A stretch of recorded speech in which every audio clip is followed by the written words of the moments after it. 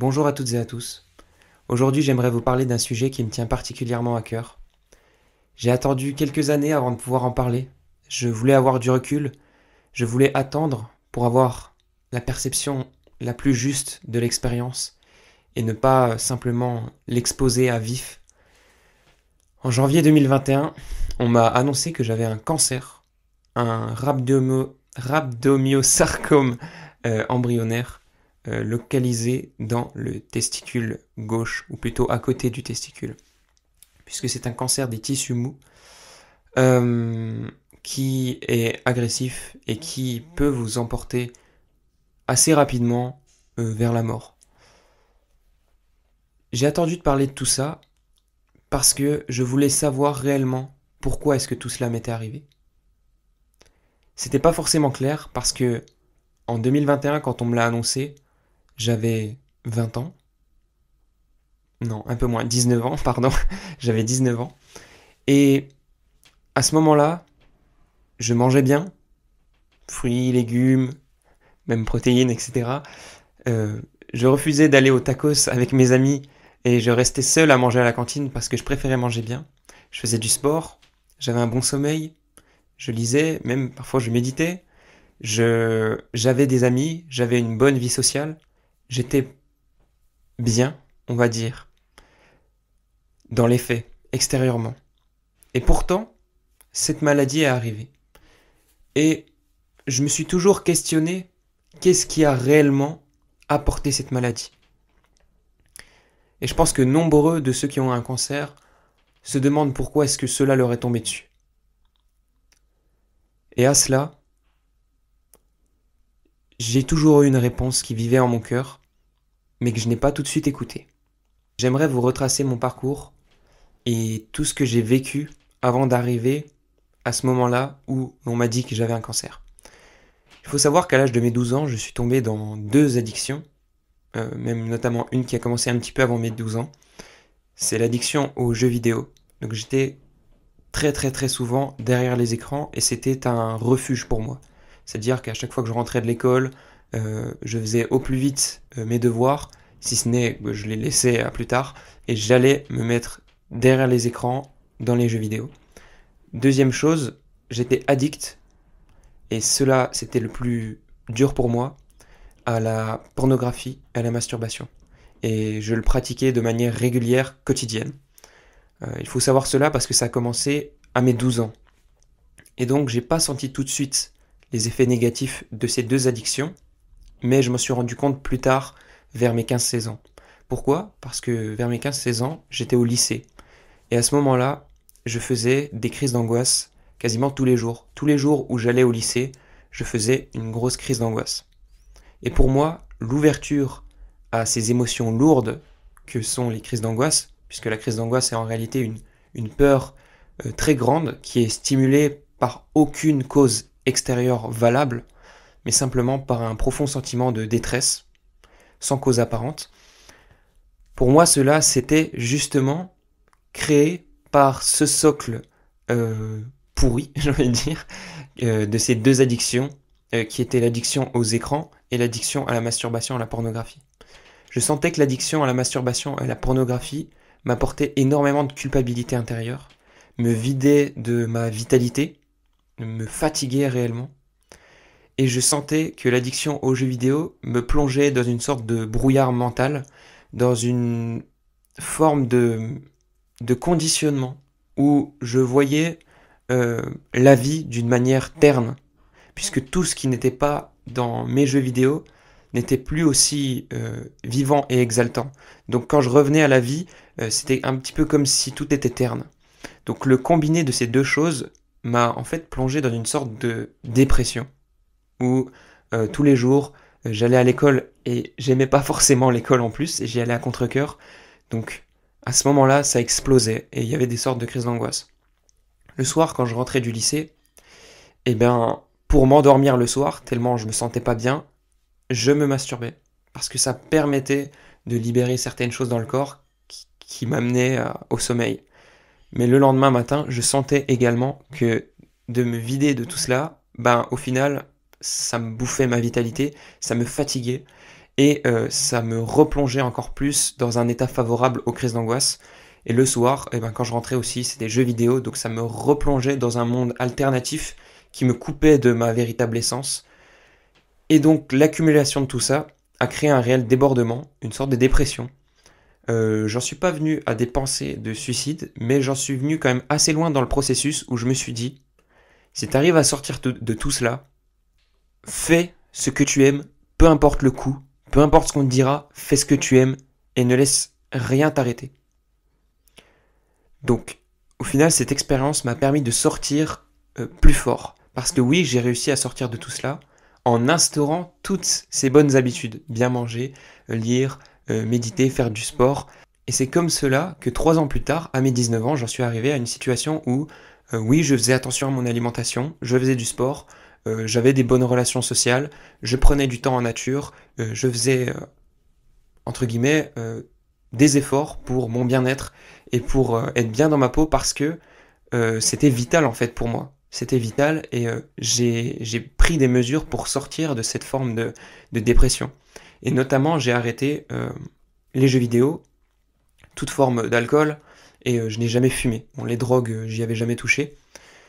Et j'en suis venu à vraiment enlever les jeux vidéo de ma vie et les remplacer par d'autres choses qui me stimulaient beaucoup mieux dans un bien-être intérieur. Mais la masturbation et la pornographie restaient tout de même au cœur de mon quotidien. C'était beaucoup plus difficile de le déloger. Donc à mes 19 ans, j'étais là, c'est-à-dire avec toujours cette addiction à la masturbation, à la pornographie, mais avec tout ce socle d'habitude qui m'a fait sortir de ces crises d'angoisse, de ces dépressions, malgré le fait que j'ai continué mes études, et qui m'a permis d'avoir tout de même un bien-être qui était régulé. Donc à mes 19 ans, je faisais ma première année d'études en DCG, diplôme de comptabilité, et c'était quelque chose que je faisais par ordre chronologique des choses.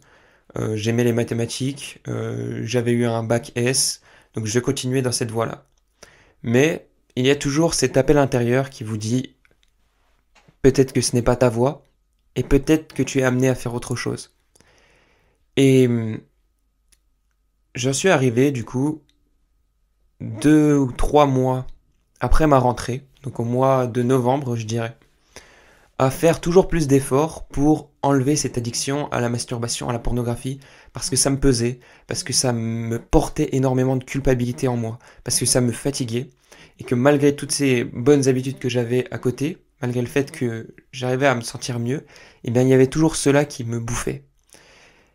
Et j'en suis venu à essayer d'y arriver par la force, par la volonté. Donc, à réellement me priver, m'abstenir totalement de toute forme de masturbation ou de pornographie. J'ai essayé cela et j'ai remarqué qu'au bout de quelques jours, en fait, je finissais juste par exploser. Donc j'ai essayé énormément de choses pour arrêter la masturbation, la pornographie, et j'en suis venu, au mois de novembre, à tester quelque chose où j'arrête complètement l'éjaculation.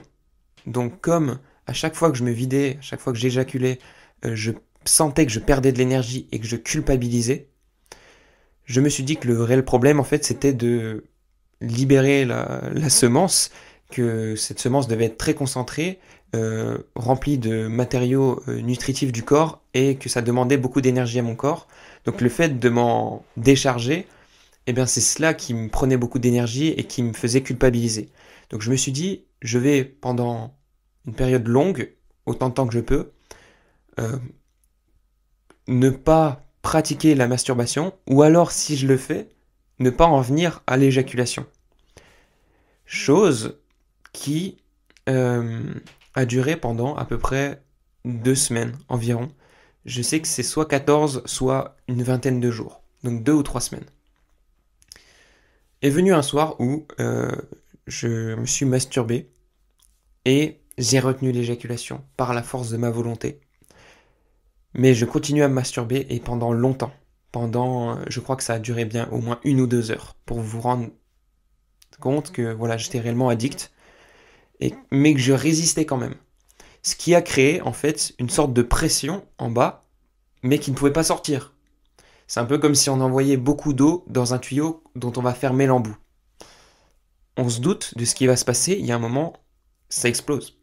Donc le lendemain, j'ai réussi quand même à m'endormir, mais le lendemain, j'avais réellement mal en bas du ventre, aux testicules, parce que je les ai surmenés et il n'y a pas eu de sortie. Donc j'avais un mal de ventre atroce, atroce. Donc j'ai fait ce qui pour moi allait me libérer de cette douleur, c'est-à-dire j'ai tout laissé sortir en me masturbant, voilà, le matin avant d'aller en cours.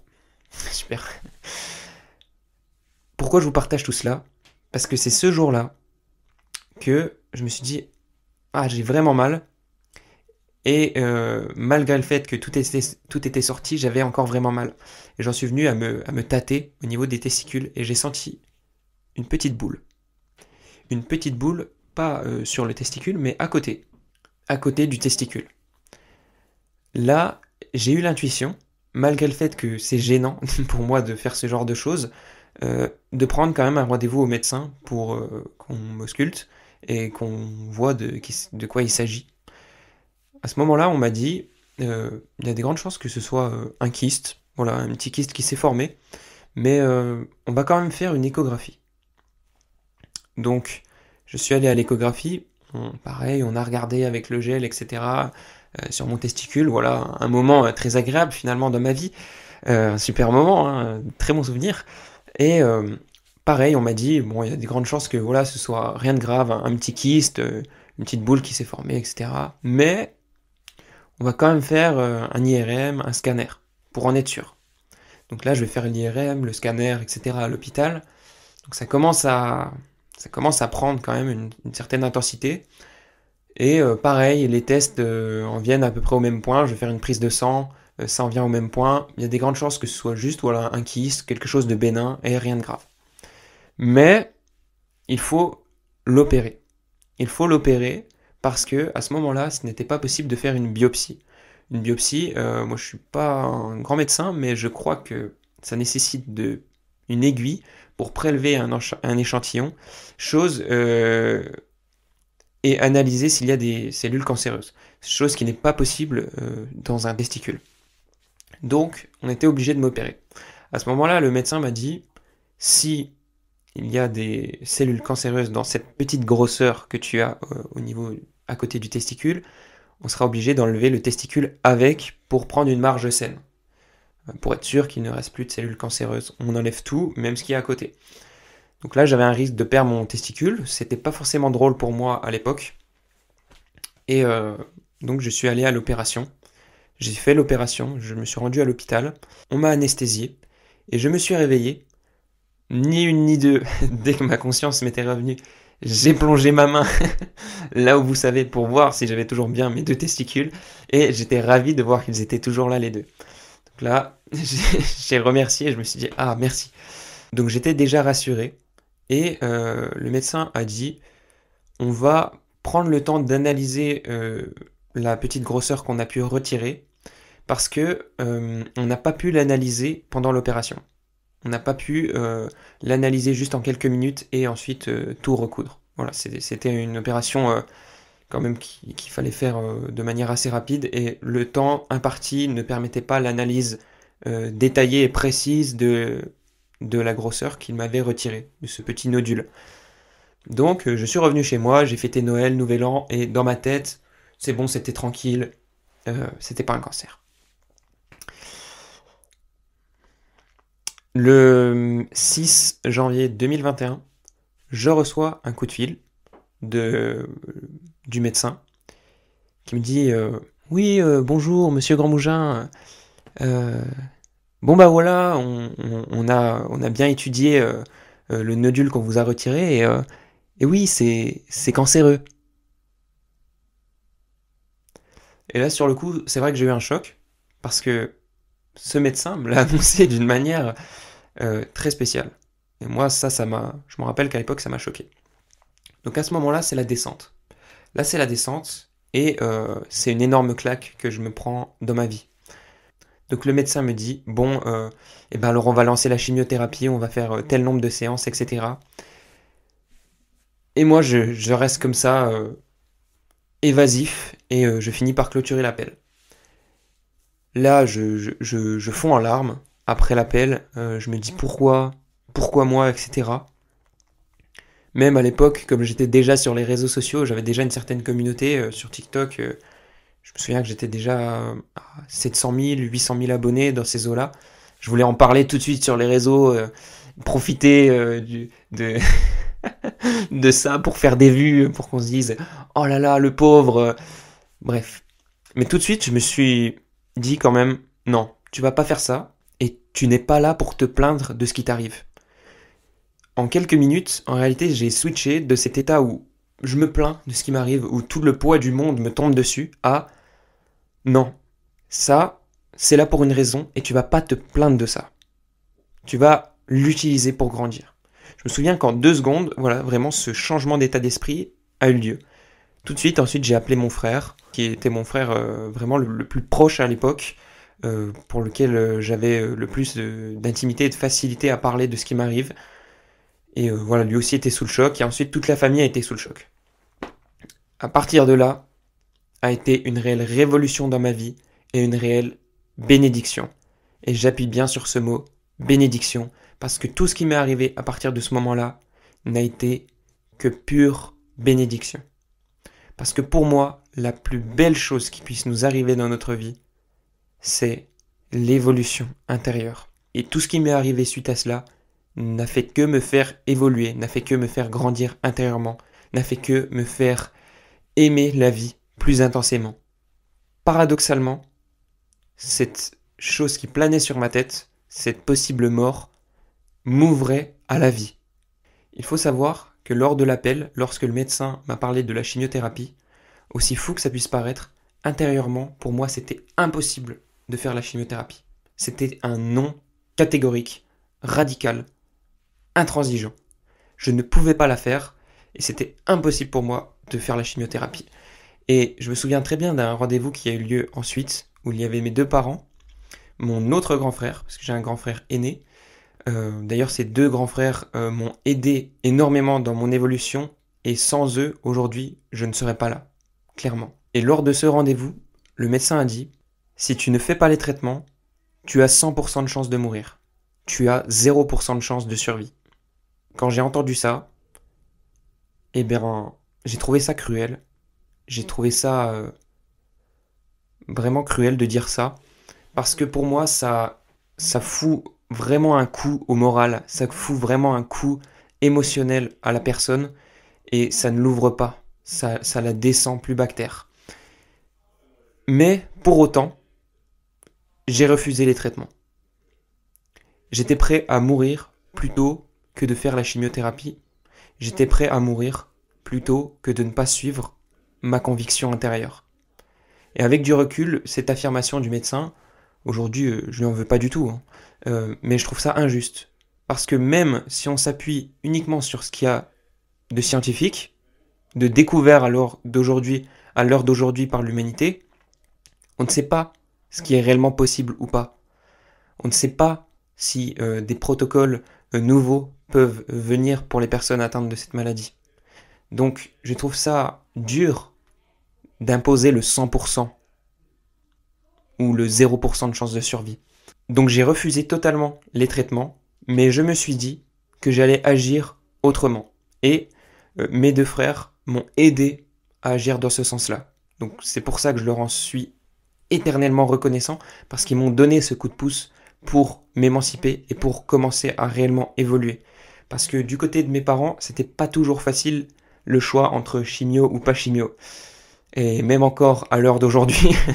Donc, à partir de ce moment-là, il y a eu des gros changements et je ne suis pas resté sans rien faire, j'ai décidé d'agir. Donc moi, je sentais bien qu'il y avait quelque chose qui allait pas sexuellement. Et le fait que le cancer soit localisé à cet endroit-là, ça me mettait la puce à l'oreille. Mais j'étais pas encore assez fort intérieurement pour imposer mon verdict intérieur dans ce sens-là. Donc, avec mes frères, on a une autre approche, ça a été de jouer plus sur l'aspect encore physiologique, c'est-à-dire l'alimentation, le sport. Donc on est allé loin dans ce processus-là avec des jus de légumes, avec par exemple un moment pendant plusieurs mois où je mangeais quasiment que des fruits. Et aussi dans le côté plus spirituel. Donc là, j'ai commencé à accroître la méditation, à lire des livres sur la spiritualité, à me relier à quelque chose d'autre pour avoir aussi des réponses, pour comprendre qui je suis, qu'est-ce que je fais là, pourquoi j'ai ce qui m'arrive. Et tout ça a continué pendant plusieurs mois, mais en parallèle, l'addiction à la masturbation, à la pornographie restait. Bien que l'opération au niveau du testicule m'avait forcé, par un moyen artificiel, de ne pas pouvoir me masturber, puisque j'étais ouvert à cet endroit-là, j'avais une grosse plaie due à l'opération. C'était marrant parce que c'était une période aussi de répit par rapport à ça. Donc pendant plusieurs mois, j'ai mangé d'une manière très particulière, où c'était très dur de m'adapter d'ailleurs aux autres. Je mangeais quasiment que des fruits, des légumes, des produits naturels, pas de sucre transformé, pas de lactose, pas de gluten, pas de céréales, pas de féculents, pas de viande, pas de poisson. Et je rajoutais quasiment pas de sel sur mes plats. Donc niveau strict, on était strict. Et j'ai tenu cette diète et cette discipline pendant vraiment plusieurs mois. Et en parallèle, j'explorais une réalité plus spirituelle. J'essayais de comprendre. En parallèle, puisque en fait ma vie pouvait s'arrêter brutalement, presque d'un mois à l'autre, je me suis dit, les études, je m'en vais. Je m'en vais. En fait, demain je peux mourir, moi je vais pas continuer dans une voie qui me plaît pas à 1000%. Donc à ce moment-là, j'ai quitté mes études. Mes parents m'ont acheté une voiture pour que je puisse aller faire mes courses et m'acheter les produits dont j'avais besoin pour mon alimentation. Donc merci à eux, parce que ça m'a énormément aidé. Et je me suis barré, littéralement barré dans le sud de la France, sachant qu'avant j'habitais dans le nord-est de la France, pour aller à un endroit où c'était plus ensoleillé, où je sentais que je pourrais réellement me revitaliser. Il faut savoir aussi qu'à ce moment-là, du coup, j'avais pas mal d'abonnés sur les réseaux sociaux et je commençais à gagner des revenus. Voilà, sur TikTok, je commençais là, à cette période-là où j'avais mon régime strict, à avoir 1 million d'abonnés environ. Donc je pouvais commencer à faire des petits partenariats, à gagner de l'argent grâce au réseau. Donc je me suis trouvé un appart dans le sud de la France et j'ai commencé à vivre de mon auto-entreprise à 19 ans en mangeant mon ananas et mes salades de tous les jours. Quand je suis arrivé dans le sud de la France, je me suis mis en relation avec une fille. Donc la base de la relation, c'était une sorte de suis-moi, je te fuis-moi, je te suis. Et c'était beaucoup basé sur l'extérieur, sur le physique. Et dans cette relation, moi j'ai continué mon régime alimentaire strict, à faire du sport, à continuer mes réseaux sociaux. Et en parallèle, mon addiction à la masturbation, à la pornographie continuait. Et même les comportements pulsionnels, addictifs, se déplaçaient sur mes rapports avec elle. Donc au final, j'étais sous une autre emprise encore, c'est-à-dire que moi ça allait pas avec la masturbation, mais en plus les mauvais comportements entre guillemets que j'avais avec ça, je les juge mauvais parce que moi ça me faisait vraiment pas du bien, ça me fatiguait, ça me culpabilisait, et ben ces comportements-là je les mettais encore en plus avec elle. Donc c'était la même chose, juste je le faisais avec une personne. Donc au final ça me faisait vraiment pas de bien, même si la sexualité, quand elle est débridée, elle a un côté très pervers puisque c'est plaisant, mais ça nous brûle à petit feu derrière. Donc c'est tout le but en fait d'une addiction, hein. Comme quand on prend une drogue, ça nous plaît sur le moment, mais au fond ça nous détruit. Et donc j'étais dans cette sorte de prison et j'ai continué sur les réseaux sociaux et j'ai développé un nouveau concept qui s'appelait le juge. Donc dans ce concept, je jugeais les gens sur les réseaux sociaux, je jugeais des vidéos moi-même et je décrétais selon ma norme ce qui est juste ou ce qui ne l'est pas. Et notamment les personnes que je jugeais, c'était des femmes qui se dénudaient, qui avaient des attitudes provocantes ou qui mettaient en avant la tromperie. Je les jugeais parce qu'en fait moi-même j'étais mal par mon addiction à la masturbation, à la pornographie, à toute cette forme de sexualité perverse. Et pour moi ces femmes-là étaient entre guillemets génératrices de mon propre mal-être. Donc j'en venais à les juger sur les réseaux sociaux, alors que le réel problème en réalité c'était moi-même. C'est moi qui n'arrivais pas à me gérer, qui n'arrivais pas à évoluer intérieurement. Donc ça a beaucoup plu parce que beaucoup de gens se sont dit ah bah quand même il y a une personne qui met la lumière là-dessus, que ses attitudes ne sont pas forcément bonnes, se dénuder, mettre en avant la tromperie, etc. Donc il y avait une part de vérité, mais c'était vraiment sur un fond qui était souffrant en moi et qui du coup ne prenait pas une, une intention qui était bonne parce que mon but c'était juste de clasher les gens, c'était juste de les mettre plus bas que terre parce que moi-même j'étais en colère. Et les gens aiment le clash, les gens aiment le buzz, mais ça fait pas évoluer une humanité. Ça distrait les gens, ça les agite et ça les met toujours dans une forme d'adversité. Et ça, je m'en rendais pas compte à l'époque. Je m'en rendais pas compte du tout que au final, je faisais pas beaucoup de bien sur les réseaux, au contraire, et que en fait, j'étais en train toujours d'être dans le même mode de fonctionnement, sexuellement parlant, même en étant en couple. Et dans cette phase-là, pendant le juge, parallèlement, bizarrement, je lisais beaucoup certains auteurs spirituels et j'appliquais certains exercices pour me sentir mieux dans mon corps, des certaines formes de yoga, de respiration, etc. pour aller mieux. Donc c'était un peu le yin et le yang. Un côté c'était le chaos, un autre côté j'essayais vraiment de m'axer dans le bien-être. Ça faisait plusieurs mois qu'il y a une grosseur qui revenait au niveau de mon testicule et moi je me voilais la face, je me disais non mais c'est rien, c'est juste un aléa, un retour à cause de l'opération, une petite bulle qui se crée, bref. Je me tournais la tête pour ne pas avoir à faire face au réel problème qui était que oui, une deuxième tumeur était là. Et elle revenait et elle était beaucoup plus grosse que la première que j'avais eue. Donc là, ça devient très dangereux parce que les cellules cancéreuses peuvent se métastaser, c'est-à-dire rentrer dans le sang et se développer dans d'autres organes. Et là, la mort peut venir très rapidement. Là, je me suis pris une deuxième très grosse claque. Donc ça a mis encore un gros vent de panique, moi dans ma famille, avec les médecins, c'était très compliqué. On me prenait pour un fou, pour un malade mental, parce que moi je continuais à refuser la chimiothérapie. Et en parallèle de ça, j'ai refait d'autres changements. Je me suis dit, je vais essayer d'autres choses pour que ça aille mieux, mais je voulais toujours pas la chimiothérapie.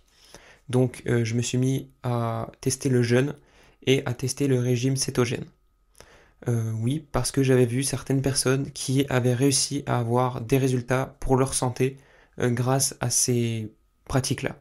Et moi, en fait, je fonctionne et je fonctionnais à l'époque aussi au ressenti. C'est-à-dire que je sentais que pour moi, la chimio, c'était viscéral, ça ne pouvait pas.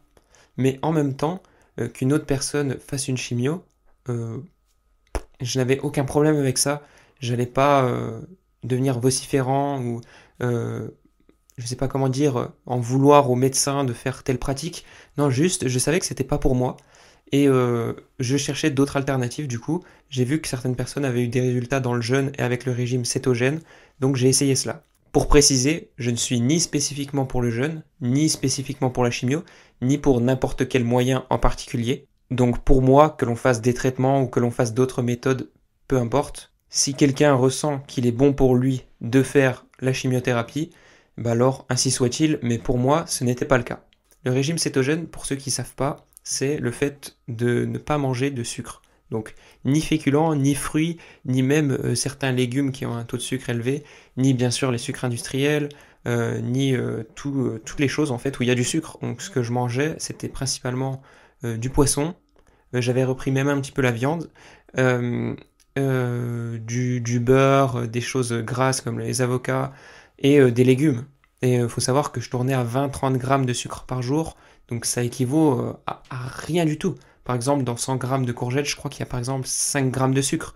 Donc si tu manges des courgettes le midi et je sais pas moi, des artichauts le soir, t'es déjà à la moitié de ton quota de sucre, presque. Donc c'était vraiment un taux extrêmement faible. Ce qui a rendu la vie pas facile parce que pour que mon corps s'adapte, ça a été dur. Et donc pourquoi ce régime cétogène et pourquoi vouloir essayer le jeûne? Parce que j'avais lu que les cellules cancéreuses se nourrissent du sucre. Donc si on enlève les sources de sucre, eh bien elles peuvent plus se nourrir. Donc je me suis dit pourquoi pas essayer cette stratégie-là. Et en parallèle de ça, je devais me faire opérer, mais les médecins refusaient de m'opérer, de me retirer la tumeur, si je ne faisais pas de chimiothérapie. Ils m'ont dit, va faire un scanner, un PET scan, ça s'appelle, où on donne du sucre radioactif aux cellules pour détecter les cellules cancéreuses, pour voir lesquelles vont se nourrir de ce sucre. Donc pour moi, on marchait à l'envers, en essayant de donner du sucre radioactif en plus de ça aux cellules cancéreuses. Je me disais, mais on va faire que les exacerber. Moi, je me suis dit, je vais plutôt leur enlever le sucre avec le régime cétogène. Donc c'est pour ça qu'à ce moment-là, j'ai refusé le PET scan, j'ai refusé le scanner. Et à ce moment-là, quand les médecins ont vu que je refusais la chimio et le scanner et que j'allais pas flancher, je pense qu'ils se sont dit, ce mec n'a rien à perdre, ce mec est fou. Il est prêt à tout, il va dire non à tout. Alors le médecin, il a quand même décidé de m'opérer. Il s'est dit, lui, il est parti trop loin, je vais quand même l'opérer, au moins, parce qu'il n'y a que ça que j'acceptais, l'opération. Et à ce moment-là, on m'a donc retiré un testicule, en plus de la tumeur. Du coup, aujourd'hui, j'en ai plus qu'un, voilà. Vous êtes ravis d'avoir cette information. Et au début, ça m'aurait pesé d'en avoir qu'un, mais aujourd'hui, c'est pas du tout un problème, surtout que apparemment, quand on en a qu'un, il produit autant que pour deux. Voilà, c'est la nature qui est bien faite. Au cas où si on en perd un, eh ben, il permet de faire le travail pour deux. Donc, au final, c'est pas plus mal. Et j'avais échappé une première fois au fait de perdre mon testicule à la première opération parce qu'ils n'avaient pas pu déterminer si il y avait des cellules cancéreuses. Ils n'avaient pas eu le temps d'analyser. Donc la deuxième fois, j'y suis passé. Tant pis, c'est comme ça. Et donc pendant l'opération et après, j'ai jeûné pendant 3 jours pour que les cellules cancéreuses qui venaient d'être retirées, s'il y avait une marge qui restait encore, qui n'avait pas été retirée par l'opération, ben, qu'elle soit mangée finalement par le jeûne, parce que quand on jeûne, il y a l'autophagie, c'est-à-dire que les cellules se mangent entre elles. En général, puisque le corps est intelligent, les bonnes cellules vont manger les détritus, les mauvaises cellules, donc les cellules cancéreuses. Donc je me suis dit, je vais jeûner pendant mon opération, pendant que je me fais retirer ma tumeur, mon testicule, pour que s'il y a pas toutes les cellules cancéreuses qui sont retirées par l'opération, ben elles soient, entre guillemets, qu'il y ait plus de chances qu'elles soient enlevées aussi par le jeûne. Donc ça a été mon premier jeûne de 3 jours. Il faut savoir que le jeûne n'est vraiment pas à prendre à la légère, que ça demande de la préparation et ça peut être dangereux, et notamment dans des cas extrêmes comme le mien, avec des jeûnes très prolongés. Ça demande une surveillance, une bonne gestion du jeûne et de la reprise alimentaire. Ici, je parle de mon expérience, je n'incite personne à faire pareil que moi, je témoigne simplement de mon vécu. Ensuite, à la fin du mois, alors que je mangeais plus de sucre déjà, j'ai fait un jeûne de 7 jours. Et là, à ce moment-là, je suis descendu à 49 kilos. J'avais vraiment la peau sur les os. J'avais une tension à la fin du jeûne de 8,6. Donc c'était très bas. Je me levais, j'avais des étourdissements. J'étais squelettique. Voilà, j'étais passé d'environ une soixantaine de kilos à 49. C'était très difficile. Mais bizarrement, intérieurement, je sentais des changements. Et notamment au 5e jour de jeûne, c'est la première fois que ça m'arrivait dans ma vie. J'ai senti de l'énergie parcourir mon corps. Pour la première fois, en faisant un peu de la respiration, je sentais l'énergie qui se diffusait dans mon corps. Donc à ce moment-là, même si j'étais au plus bas physiquement, il y a des choses qui commençaient à émerger et je sentais qu'au niveau intérieur, au niveau de ma conscience, il y a des choses qui bougeaient. J'avais tellement des expériences profondes et difficiles qu'en fait, j'étais en train de prendre une nouvelle identité intérieure. Je changeais littéralement, je me métamorphosais de l'intérieur. Et en même temps, comme j'avais fait le jeûne chez mon frère, pendant 7 jours, j'avais été un peu coupé de tout. Quand je suis revenu avec la relation avec laquelle j'étais, avec cette fille, j'ai senti un gros décalage. J'ai senti que j'étais plus trop sur la même longueur d'onde, mais j'ai quand même continué avec cette personne pendant encore 1 ou 2 mois, et j'ai repris du poids, etc., jusqu'à refaire un nouveau jeûne de 10 jours. Et là, ce jeûne de 10 jours a encore plus bougé les choses intérieurement. Donc pour ceux qui ne savent pas, un jeûne de 10 jours, c'est vraiment pendant 10 jours, je n'ai rien mangé, j'ai seulement bu de l'eau. Et quand je suis revenu, j'ai encore changé intérieurement, encore plus profondément, et encore beaucoup de choses qui ont bougé. Je ne saurais pas dire qu'est-ce qui se passe exactement pendant le jeûne, mais pour moi, ça a été vraiment transformateur, révélateur. Quand je jeûnais, physiquement, je me purgeais, mais je sentais qu'aussi émotionnellement, il y a une sorte de purge qui se faisait. Comme je nourrissais rien physiquement, j'avais l'impression qu'aucun désir n'était nourri sexuellement, donc émotionnellement, et que donc quand je jeûnais, ça me faisait un bien fou au point de vue de mon addiction. Si bien que pendant tout le jeûne, du coup, je n'allais pas sur des sites pornographiques ou je me masturbais pas. Et quand j'étais revenu avec cette relation, qui elle était toujours un peu dans cette sexualité débridée, à toujours vouloir le faire, etc. Là, c'était plus possible. Là, il y avait un gouffre en fait. Il y avait une différence. On était en dissonance. On n'était plus du tout sur la même longueur d'onde. Et donc, j'ai choisi de quitter cette personne. Et en parallèle, quand la tumeur était revenue, j'ai décidé aussi de changer de contenu sur les réseaux sociaux parce que ça m'a mis une telle claque que je me suis dit, il faut que je change quelque chose. Donc là, j'étais passé d'un juge à un juge toujours, mais un petit peu de manière plus saine, etc. Je jugeais beaucoup moins les gens. Parce que moralement aussi, je me suis dit, c'était plus possible. Donc déjà, en fait, le fait qu'il y ait la tumeur et ensuite les jeunes, ça avait aussi changé mon contenu sur les réseaux sociaux. Et au final, donc j'ai quitté cette relation. J'ai fait même une retraite spirituelle à ce moment-là, qui m'avait aidé sur le moment. Aujourd'hui, je ne sais pas si je recommanderais les retraites, mais sur le moment, ça m'avait aidé. À ce moment-là, quand je me suis retrouvé seul, que j'ai quitté mon ancienne relation, je me suis dit, je ne me mets avec personne de toute ma vie s'il le faut, tant que ce n'est pas la bonne personne, tant que ce n'est pas une personne qui m'aide à évoluer, qui m'aide à me tirer vers le haut, euh, avec qui j'ai de l'amour en fait, avec qui j'ai une complicité, avec qui je peux m'harmoniser et m'élever.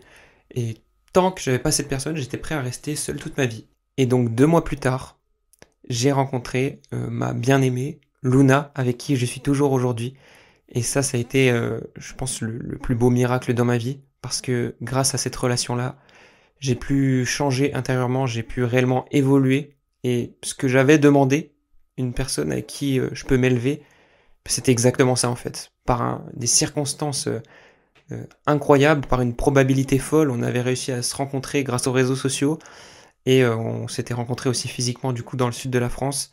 Elle avait le même âge, elle avait quitté aussi ses études, elle avait déjà fait des jeûnes comme moi, à peu près le même type d'alimentation, elle était ouverte aussi à la spiritualité, etc. Et sans même se connaître physiquement depuis longtemps, on était déjà très fusionnels, on avait l'impression de se connaître depuis une éternité.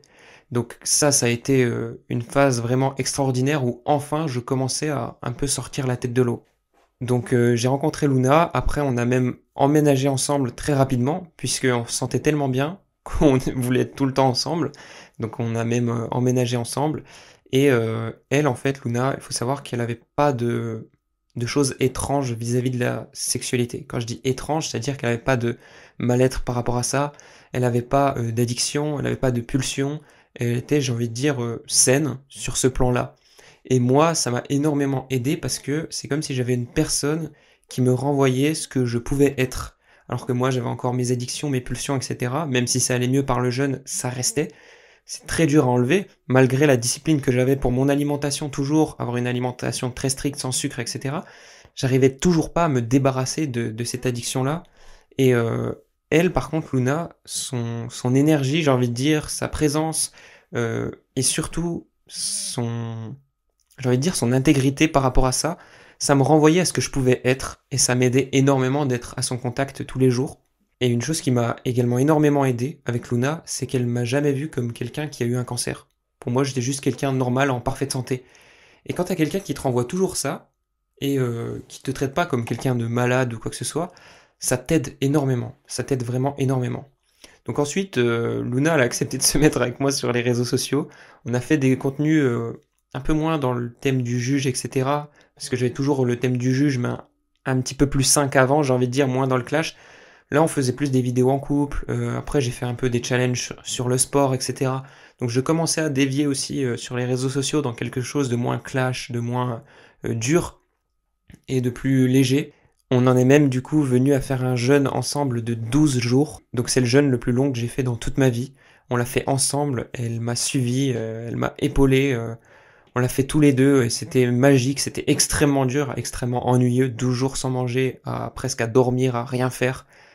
Mais voilà, encore une fois, ça a été un avancement intérieur. Donc tout commençait à s'harmoniser sur tous les plans de ma vie. Sur le plan médical, je faisais des scanners et il n'y a pas de tumeur qui revenait. Ça allait de mieux en mieux sexuellement grâce à Luna et grâce aux efforts intérieurs que je faisais.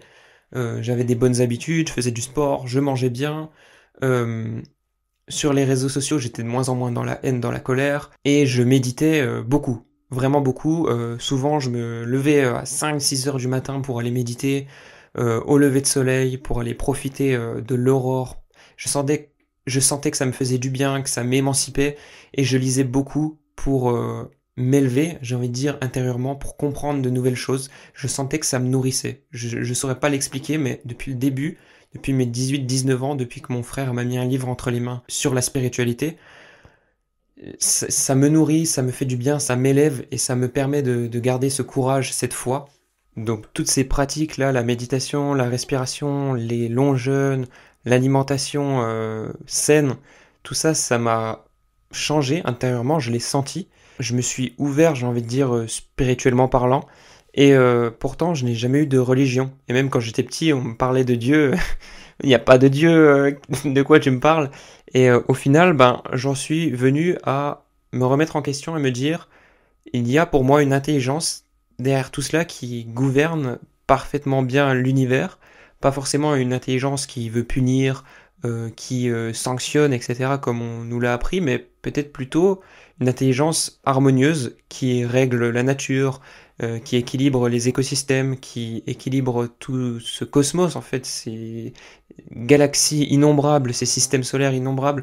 Et je me suis dit, il y a quelque chose qui existe au-delà du simple plan physique, il y a une intelligence derrière tout cela. J'ai continué donc à mettre en place dans ma vie de plus en plus d'harmonie, d'amour, j'ai envie de dire, dans mes actes, dans ma façon de faire, dans ma façon de manger, dans ma façon de traiter les autres, dans ma façon de gérer mon travail, ma profession. Et j'ai mis de plus en plus aussi d'amour, de conscience dans le côté sexuel. Donc j'en suis venu à ne plus du tout me masturber, à ne plus du tout aller sur des sites pornographiques et à gérer de mieux en mieux mes rapports avec Luna aussi, à tomber de moins en moins dans la pulsion, mais à être plus en plus en paix et en conscience. C'est ce qui m'est arrivé étape par étape en fait. Ça a été comme une chronologie qui m'a amené à toutes ces réalisations. Et en fait, aujourd'hui, je suis comme ça et j'y peux rien. Donc les choses ont continué dans ce sens-là avec Luna. On a continué à apprendre tous les deux ensemble. Et est venu un moment où moi, j'en avais marre d'avoir une alimentation aussi stricte et où j'ai commencé à reprendre un petit peu des féculents, à reprendre un petit peu des produits avec un peu de sucre, etc. Je vous dis des trucs de dingue, hein, mais par exemple, un coup, j'ai culpabilisé parce que j'avais mangé trop de noix de cajou à Noël. Et les noix de cajou, c'est plus sucré que les amandes, hein. Pour vous dire, j'étais à un niveau de, de discipline qui était vraiment fort.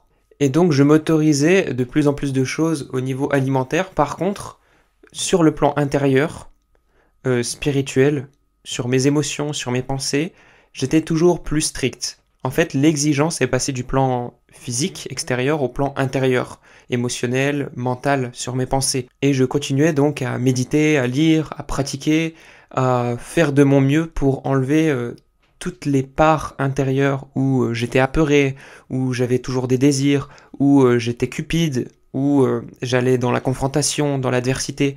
J'essayais de plus en plus, au contraire, d'apporter de la sagesse, de l'amour, de la paix, pour avoir un bien-être total, mais pas uniquement physique, mais sur tous les plans.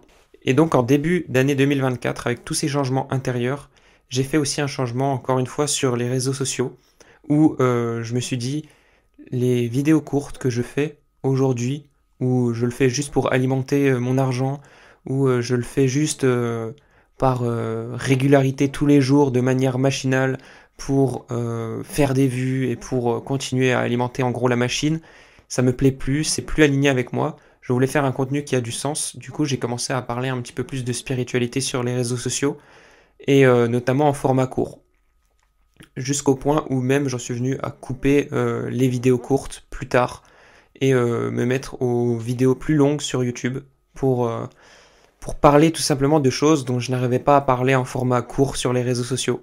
Grâce à toujours l'aide de Luna, j'en suis venu à un point où sexuellement, dans la fin d'année 2024, dans l'année 2025, j'ai fait une purification des émotions, j'ai fait une purification des pensées sexuelle.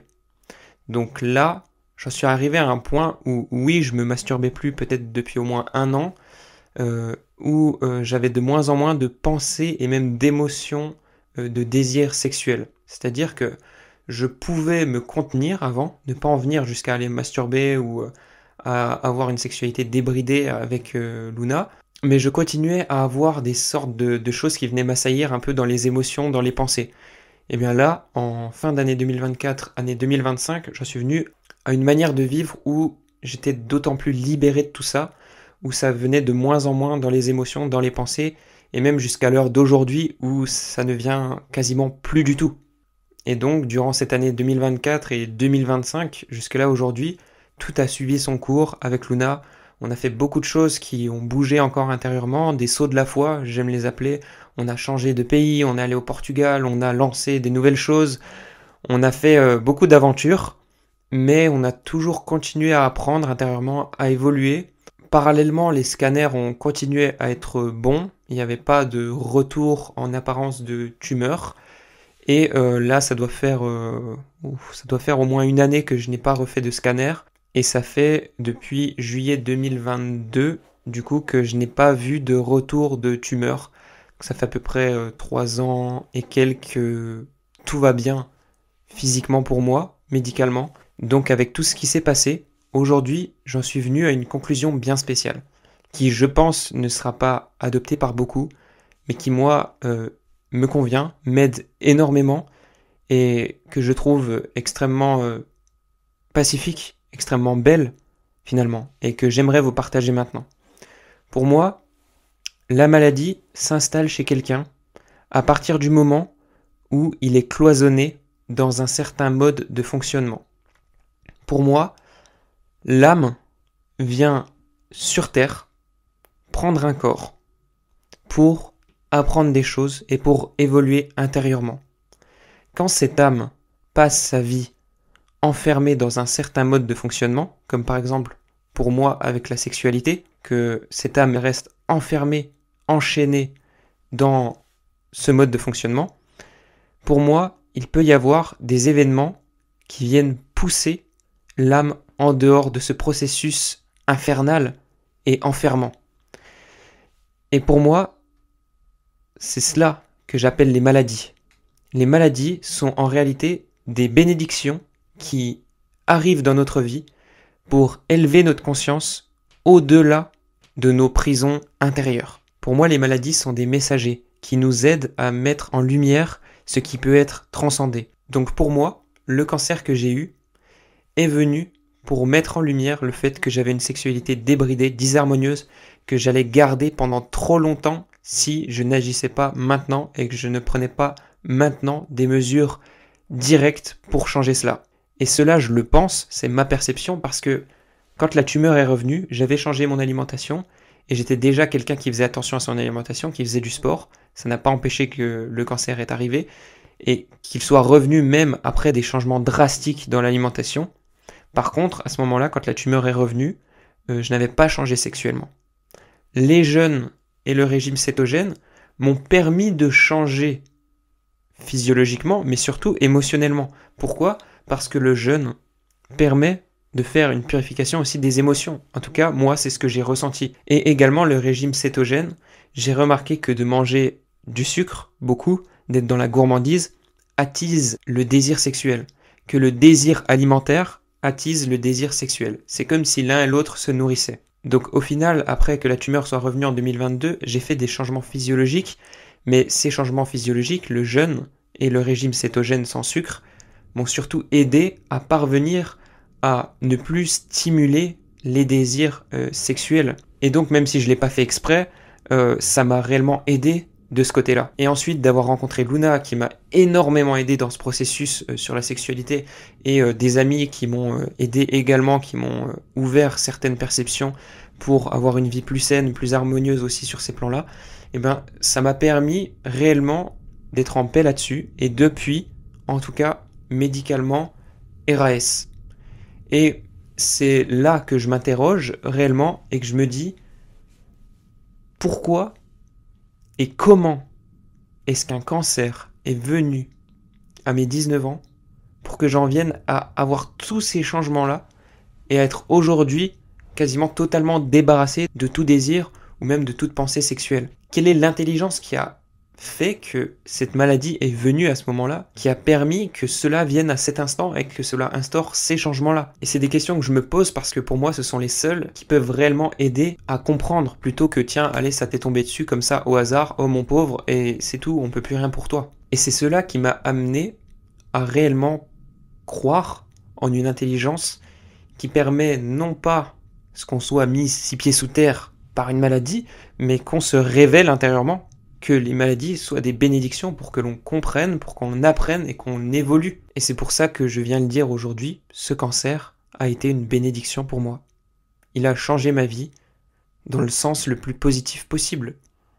Parce que ça a été tellement dur de sortir de toutes ces choses-là, de prendre cette maturité-là intérieure, que je sais que par ma propre volonté, je n'aurais pas pu le faire. J'ai pu le faire grâce à cette maladie et grâce à l'aide de mes proches autour de ma situation. Merci à toutes et à tous de m'avoir écouté. J'espère que cette vidéo a pu vous aider d'une quelconque manière. Je vous fais des bisous. Ciao ciao.